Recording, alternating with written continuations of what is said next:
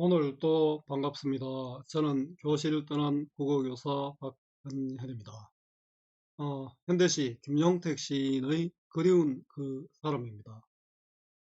여기 동백꽃이 있는데요. 저는 이런 꽃들을 정말 한번 보고 싶었는데, 울릉도에 갔을 때 눈 속에서 떨어져서도 생생한 동백꽃을 만났습니다.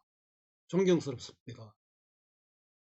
자, 그냥 떨어진 것이 아니고 눈 속에 떨어져서 이렇게 붉은 동백꽃을 보고 경외감을 느꼈습니다. 고난이 없이, 시련이 없이 무엇인가 이루어지는 것은 없는 듯합니다. 기다리는 것은 쉽게 오지 않습니다. 그러나 그 기다림을 포기하면 영영 오지 않습니다. 아프더라도 끝까지 기다려야 합니다. 도움되는 국어 자료 만들어 보겠습니다. 구독, 공감해 주시면 감사하겠습니다. 자, 뜨거운 눈물로 기다리는 그 사람. 아무런 상황에서도 잃지 않는 희망의 미래. 김용택 그리운 그 사람 해설. 기다리는 것은 쉽게 오지 않습니다. 그러나 그 기다림을 포기하면 영영 오지 않습니다. 아프더라도 끝까지 기다려야 합니다. 이 시는 어려운 상황 속에서도 새로운 희망의 시대를 갈망하고 있는 시입니다. 화자가 말하는 것이 그 사람을 통해 형상화되고 있습니다. 함께 읽으면 좋은 시, 이상화 나의 침실로 박두진 도봉이 있습니다. 나의 침실로는 내가 기다리는 마돈나에 대한 갈구가 나타나 있고요. 박두진 도봉은 이 시와 함께 수능 특강에 같이 나왔죠. 제가 늘 강조하는 것이 국어는 외우는 것이 아니라 원리를 이해하는 것입니다. 본문 중심의 공부가 필요합니다. 요약지 보고 문제만 푸는 공부는 실패합니다. 국어는 정답을 찾는 것이 아니라 주어진 상황에서 알맞은 답을 찾는 것 꼭 기억하세요. 자, 이 상황이 항상 달라집니다. 자, 수능 특강에 나오는 문제 그대로 절대 안 나오고요. 모의고사에 나오는 문제 절대 안 나옵니다. 여러분들 이 상황을 파악하는 것, 본문 중심의 공부가 정말 필요합니다. 이 배경입니다. 이 작품은 해가 저물어 가는데도 찾을 수 없는 그 사람에 대한 화자의 그리움과 안타까움을 형성하고 있습니다. 그 사람은 화자가 경험하고 있는 어둠을 찢고 피어날 대상으로 그 사람의 부재는 곧 화자가 경험하는 슬픔의 이유라고 볼 수 있습니다. 이곳저곳을 헤매며 그 사람을 찾는 노력은 모두 무의에 그치고 화자는 해가 저물어가는 시간 속에서 그 사람에 대한 간절한 그리움을 노래하고 있습니다. 자, 읽는 것은 또 넘어가겠습니다. 감상하게 다 있죠. 오늘 또 해다 저물도록. 오늘 또 보도사 도가 있죠. 보도사 도의 사용으로 이런 상황이 계속되어 온 것임을 보여줍니다. 오늘 또 해다 저물도록 시간적 배경이죠. 이 저녁 무렵인데 이 저녁 무렵은 하루 일과를 마무리해야 될 시간이죠. 마무리할 시간인데 지금 마무리할 상황이 안 된다는 거죠. 그런데도 그 사람은 나는 지금 그 사람을 지금 찾고 있잖아요. 그 사람은 보이지 않으니 정서가 어떻겠습니까? 답답하고 슬프겠죠. 그래서 더욱더 그립습니다. 그리운 그 사람 보이지 않네. 그리운 그 사람은 꺽쇠가 나온 것은 찾고 있는 대상이죠. 기다리는 대상이고 또 그리움의 대상이고 나를 구원해 줄 존재입니다. 앞에 도봉에서 설명한 시의 그대죠. 바로 보이지 않네. 이건 상황이죠. 자, 보기를 주면 요 그리운 사람이 여러 가지 의미가 있잖아요. 그리운 그 사람이 보기를 주면 그 사람 의미를 구체화할 수 있겠죠. 자, 보이지 않네. 관로한 것은 구절의 이게 계속 반복됩니다. 보이지 않네가 반복을 통해서 부재 상황, 그 사람이 없는 상황과 예상감을 강조하고 있습니다. 그 사람이 없고 그래서 슬프다. 그 사람이 있으면 기쁘겠죠. 언제부터인가 우리 가슴속 깊이 내 가슴이 아니고 우리잖아요. 혼자의 문제가 아니라 우리 전부의 문제다. 조금 더 구체적으로 얘기하면 이 시의 배경이 된 것은 전두환 독재 정권 시절입니다. 탄압받던 시절이죠. 언론도 탄압받고 백성들도 탄압받고 이랬습니다. 우리 모두의 문제라는 그런 뜻입니다. 정황상 전두환 독재 정권 때 암울한 상황에서는 모든 이의 아픔입니다. 뜨거운 눈물로 숨은 그 사람, 뜨거운 눈물. 뜨거운 눈물은 내가 흘리는 눈물일 수도 있고 그 사람이 흘린 눈물일 수도 있는데요. 보고 싶어 흘리는 눈물, 그리움의 눈물이 되겠죠. 그 뜨겁다는 눈물인가 촉각적 이미지가 쓰였네요. 숨은 부재하는 상황, 없는 그 사람, 뜨거운 눈물로 숨은 그 사람. 눈물은 그 사람의 눈물이어도 좋고 우리의 눈물이어도 좋습니다. 오늘 또 보이지 않네. 반복되죠. 꺽쇠가 올라온 거는 기다림의 대상, 구원의 대상, 나를 구원해 줄 존재고요.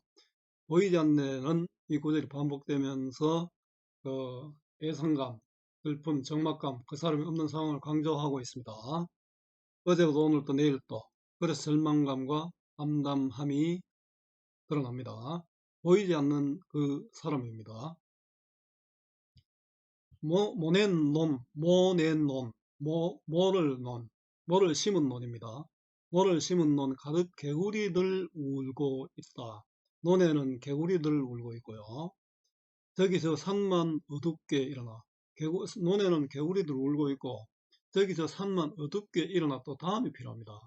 돌아앉아 어깨에 덜먹이며 울고 개구리도 울고 산도 울고 있잖아요. 근데 일어나도 어둡게 일어났죠. 밝게 일어난 게 아니고. 이거 보면 어떻습니까?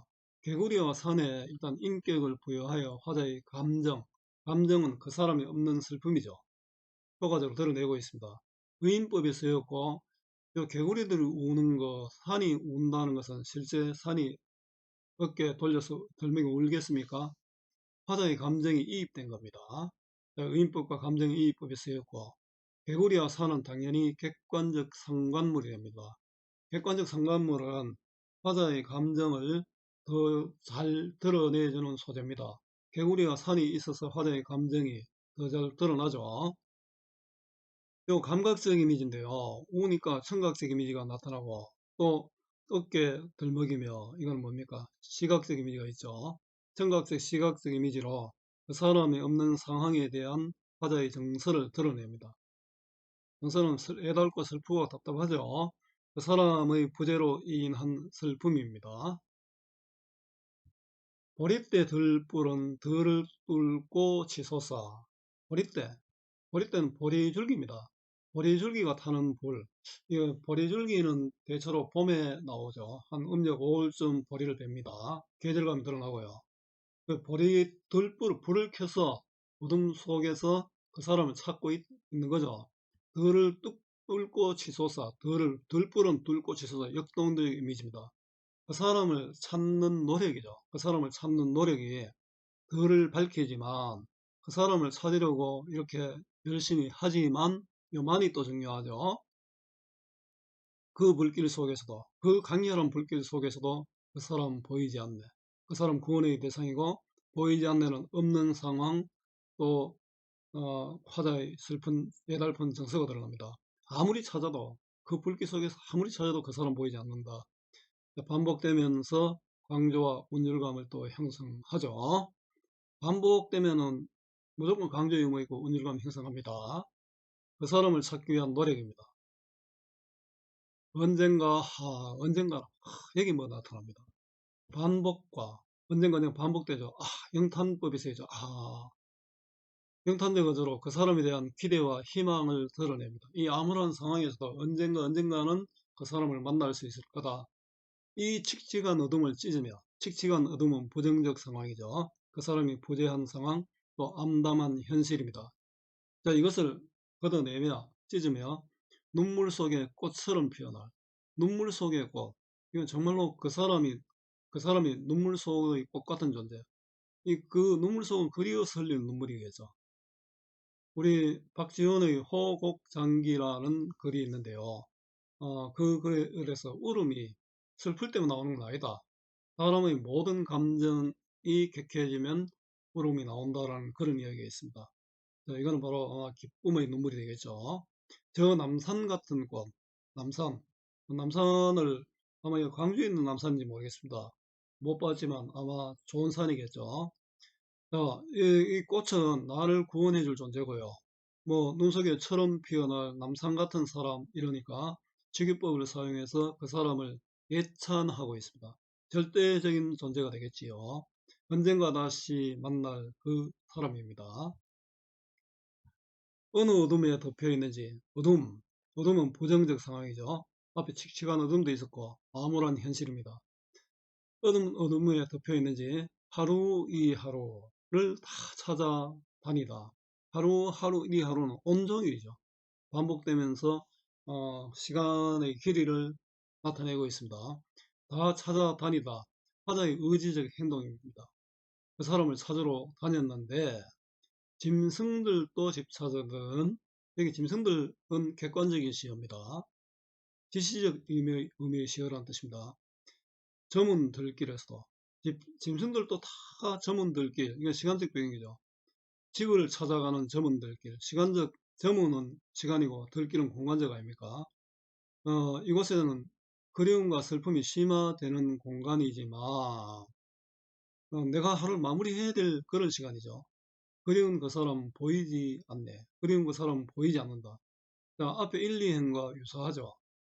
이런 앞과 뒤에 반복되는 구조를 수미상관의 구성인데요. 화자의 정서를 강조합니다.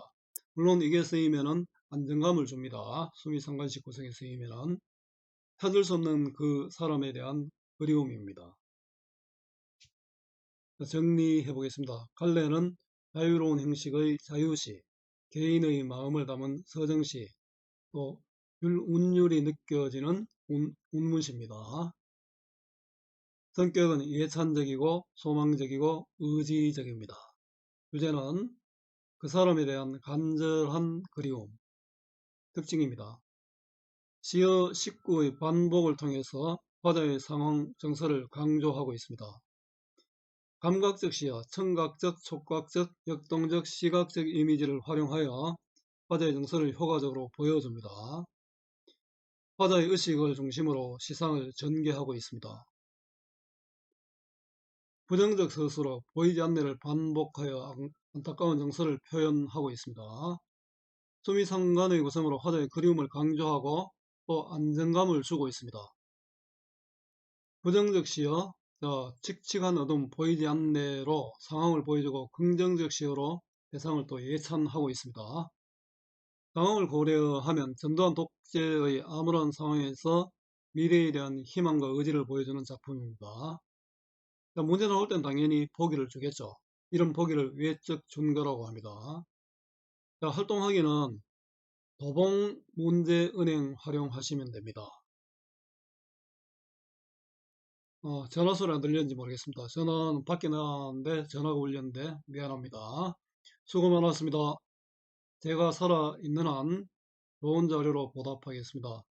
네이버 구글 다음 어디서나 검색은 박전현입니다.